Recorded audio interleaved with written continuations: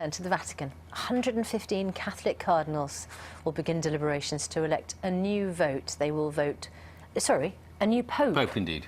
They will vote for the pope. They will. 4 times daily until 2/3 can agree on who it should be. Well, our correspondent Louisa Baldini is in St. Peter's Square for us, monitoring events. Morning, Louisa. How long is this process likely to last? A very good question. It could be anything between 1 and 4 days. The cardinals could have longer if they needed, but on average it's been found that conclaves have lasted just over 3 days. They could hold their first ballot later this afternoon. But let's talk to someone now who has a little bit of experience about conclaves, because Austen Ivereigh, Director of Catholic Voices, accompanied the former Archbishop of Westminster, Cardinal Cormac Murphy-O'Connor, to conclave back in 2005. Can you give us your recollections and your thoughts of that conclave? Well, that conclave had a very different feel from this one, because it was the first conclave in nearly 30 years after a very long papacy. The cardinals were gathered together. They most of them didn't know each other. And I think they elected the person that they knew and who they trusted, which became Pope Benedict XVI. Now, there's no comparable figure this time round. My other sense is, because Pope Benedict resigned, they've actually had a chance to have a very vigorous discussion about some of the needs of the Church. So there's a kind of a feel that we're going to get reform, I think, coming out of this, that whoever walks out on that balcony, has listened very carefully to a lot of concerns and wishes. Bill and Susanna are asking me then that how long this is going to last.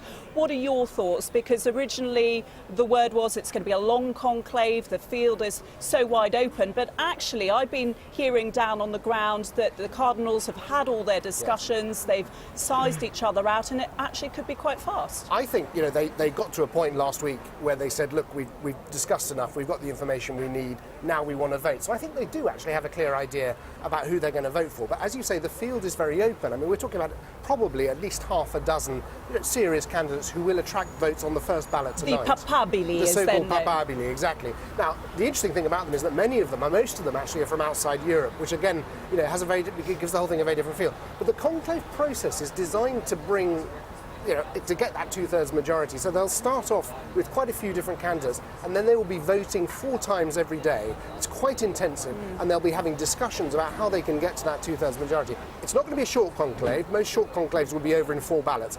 But then again, modern conclaves tend not to be actually as long as 3 days, unless there's really a problem. So I'm anticipating something like Wednesday afternoon, Thursday morning, we'll get the white smoke. Austin, can I ask, who's your money on? I'm not going to give you a name, but I'm going to take a punt, which is to say I think this time the papacy is going outside Europe. OK, Austin, thanks very much indeed. Well, the conclave has officially started. The cardinals have transferred to their special lodgings in a boarding house called Santa Martha, not far from the Vatican City. And they will be here in St. Peter's a little bit later on this morning for a special mass, a mass for the election of a pope, before they make their way to the Sistine Chapel later on this afternoon to begin the voting process. Louisa, thanks very much.